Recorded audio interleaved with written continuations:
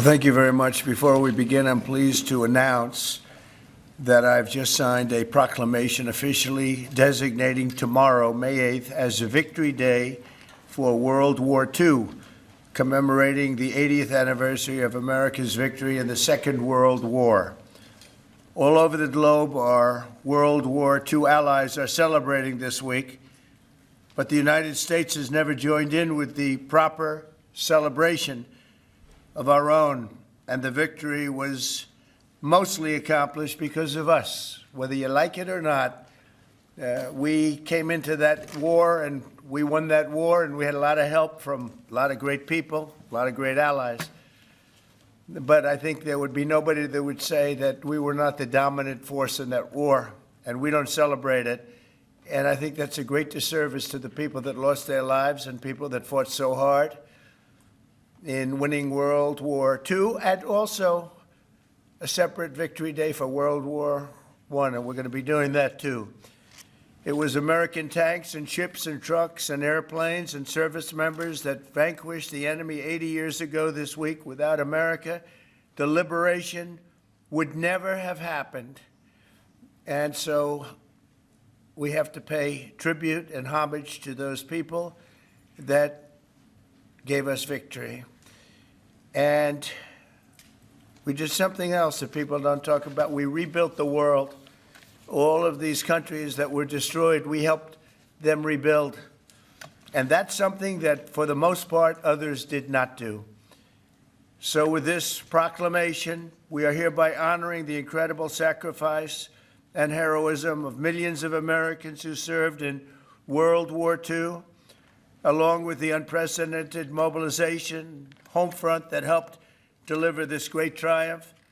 All Americans should take pride in what these incredible patriots have achieved. So I just want to say happy Victory Day to all. So we are celebrating every year now. I can guarantee for 4 years, but I think after that we're going to have 2 Victory Days, World War I and World War II. This is World War II Victory Day.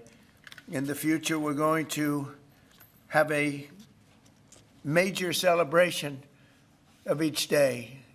We're not going to have days off because we don't have enough days in the year. We have too many celebrations already. But we're going to have Victory Day and for World War I, World War II. And without us, those wars would not have been won. I think we can say that, would not have been won. And I think it's time that the United States starts taking credit for their achievements. And I really believe it's a shame. You know, I was watching for the last week, and I noticed France, I noticed other countries all getting ready for Victory Day. And I said, that's sort of strange, because David just added something. He said, we also rebuilt the world. And I didn't have that, and I should have that. That was a big factor. But I noticed all of the countries, Russia, having a big day tomorrow. And by the way, they lost millions of people, and they were absolutely a major factor. But there was no major factor like us. We won the war, and we won it with the help of others. But everybody was celebrating but the United States of America. And I said, you know, I think it's time that we start celebrating victory. And that's what we're doing. So now for the reason that we're here, but I asked David, would it be appropriate if I did that? He said, absolutely. That's a big thing that we're doing on your swearing in, very big thing. But now for the real reason, and a reason that I'm very proud of because he's been my friend for a long time. We're swearing in our next ambassador to the People's Republic of China. What timing, David, what timing?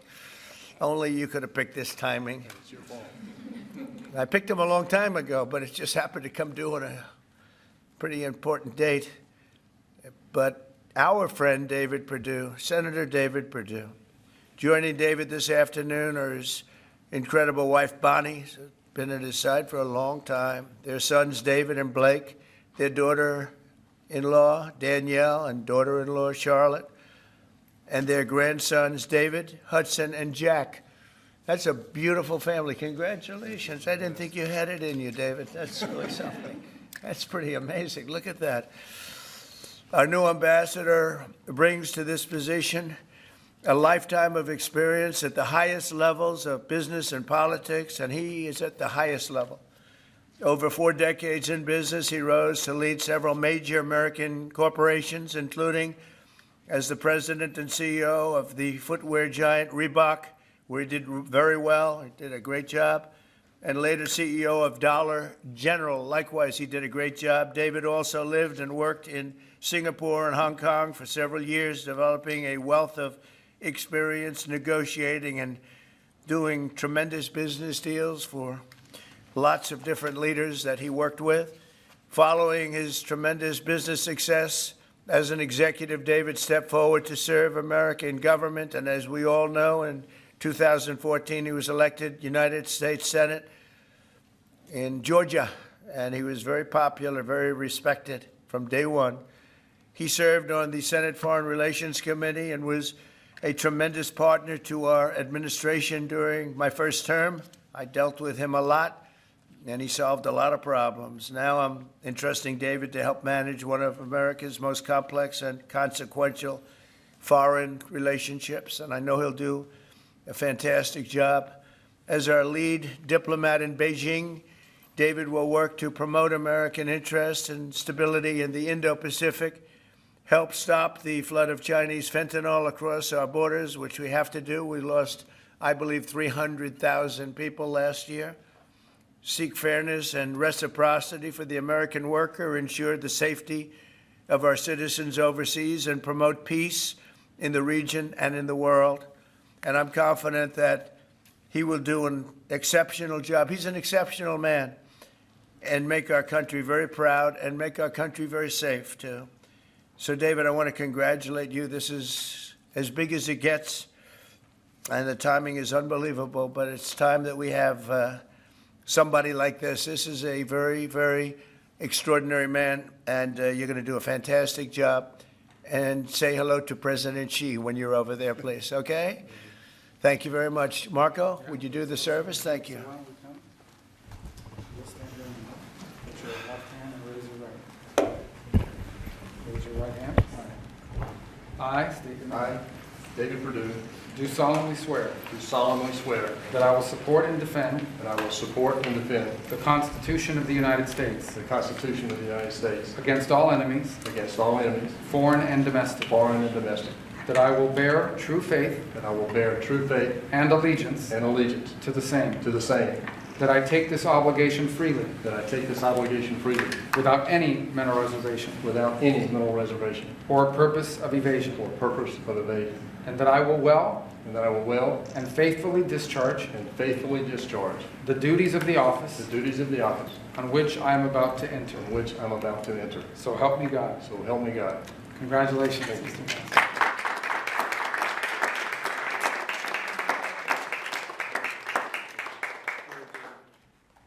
David, would you like to say something? Mr. President, I'm humbled to be in this office today. I love what you've done with this office. I like the Declaration of Independence. I want the world to know that I know this man personally. He loves this country, and I am glad to be your man in China. Thank you. Thank you, David. I think just for the sake of formality, here we go, David. Come on up. Come on up here, Bonnie. That's what it's all about, right? And now we send you on your way. Lots of luck. Yes, sir. We're right behind you, David. Look forward to seeing you over there, sir. Okay, have a good time. God bless Thank you. you. Congratulations, everybody. Congratulations. Any questions, please? Mr. President, the Treasury Secretary just told lawmakers that a tariff exemption for certain baby items like car seats is under consideration. Will you exempt some products that families rely I on? don't know. I'll think about it. I don't know. I really don't. I want to make it nice and simple. I'm not looking to have so many exemptions that nobody knows what it's doing. We have to make it very simple, but I'll take a look at it. Yep. Mr. President, there are rumblings in Washington that some House Republican moderates are opposed to defunding Planned Parenthood in this year's reconciliation package. What do you say to those members, and are you supportive of? Well, I don't know yet. I have to see because you're just telling me that for the first time. We'll we'll work something out. Mr. President, what are you hoping that your representatives will get out of the talks in Switzerland on China? And secondly, what does China need to do on fentanyl specifically? What do you want to see them do? Well, they have to stop fentanyl from coming in. That'll be a very big part. And I had that understanding with President Xi before I left last time, and we had a deal, and he would have honored the deal. But when Biden came in, of course, nothing ever happened with him. He didn't know what the hell he was doing. But that would have saved a lot of lives. That election cost us a lot of lives and a lot of heartache. The fact that we went through 4 years of misery, and you look at what's coming through the border, and the job of getting murderers out of our country. So many bad things happened. The wars. You wouldn't have October 7th. You wouldn't have Russia fighting with Ukraine. You wouldn't have had that disaster in Afghanistan. You wouldn't have had inflation. All these things would have not taken place. So sad to see what happened. Any other questions? Are your administration sending migrants to Libya? I don't know. You'll have to ask Homeland Security, please. Would you support sending migrants? Would you Vice support President sending Vance migrants to said Libya? Russia was asking for too much to end the war. Given that, do you still have confidence that... When did he say that? Earlier this morning. Well, it's possible that he's right. He may know some things that, because I've been dealing with this and some other things, but we are getting to a point where some decisions are going to have to be made. I'm not happy about it. Okay. Just to follow up, sir, on the talks in Switzerland, what do you expect? What do you hope to come out of them? We'll see. I mean, look, it's we were losing $1 trillion a year. Now we're not losing anything. You know, that's the way I look at it. We were losing with China on trade $1 trillion a year, more actually, 1.1. But let's say $1 trillion. You know what we're losing now? Nothing. That's not bad. Are you Mr. President, are you planning a new ceasefire and hostage deal proposal for Israel and Hamas before you head over to the region next week? Where? In Gaza. In Gaza. Well, we're going to see what's happening. There's a lot of talk going on about Gaza right now. You know that, right? So you'll be knowing probably in the next 24 hours. Yeah. Diplomatic actions between the war in India and Pakistan. What's your position? Oh, it's so terrible. My position is I get along with both. I know both very well, and I want to see them work it out. I want to see them stop. And hopefully they can stop now. They've gone tit for tat, so hopefully they can stop now. But I know both. We get along with both countries very well, good relationships with both, and I want to see it stop. And if I can do anything to help, I will be there. Mr. President, China says You know, by the way, unrelated, but I guess it's all related when you look at the world nowadays. Rwanda and the Congo, we've made a lot of progress in getting that disaster stopped. We've had a very talented person over there, and we've made a lot of progress with Rwanda and Congo fighting a very violent war, by the way. China says in order to have substantive negotiations, you have to bring down your 145% tariffs. Are you open to pulling back your tariffs in order to get China to the negotiating table? No. Mr. President, Senator Tillis has come out against Ed Martin as U.S. Attorney. Do you have any response to that? Well, it's disappointing because, you know, I know Eddie's very talented. Crime is down in Washington, D.C., street crime, violent crime by 25%.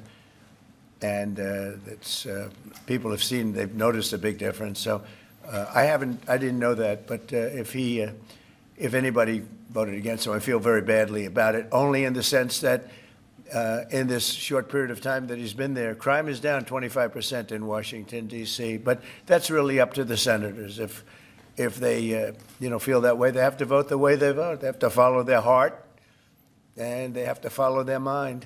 Mr. President, referring to the Persian Gulf as the Arabian Gulf, are you going to make that announcement on your trip? They're going to ask me about that when I get there, and I'll have to make a decision. So you haven't made a decision yet? I don't want to hurt anybody's feelings. I don't know if feelings are going to be hurt. Why have a case right over here? It's called Gulf of America.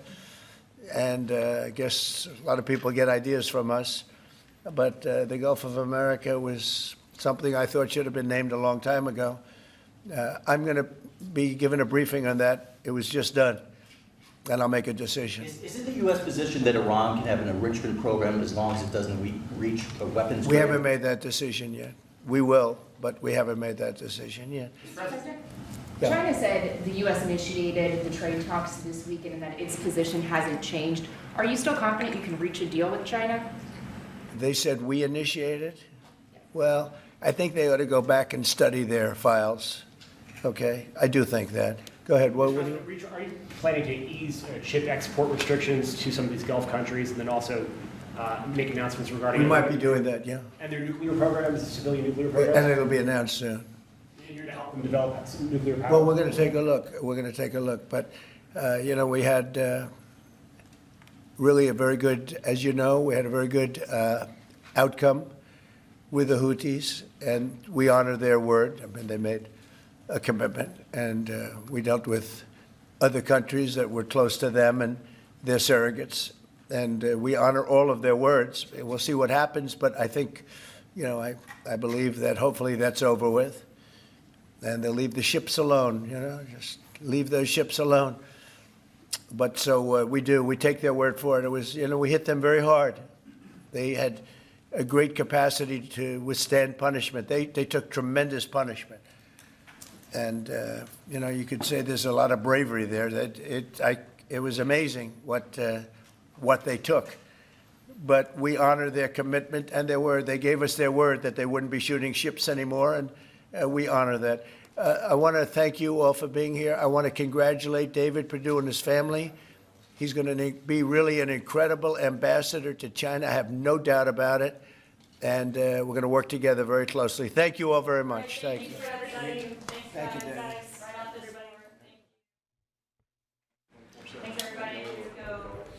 Fellas, come on over here. I want to Thank you. Thanks, guys. Thank you, guys. Take care. Thank you. Just take this and then. Come on over here.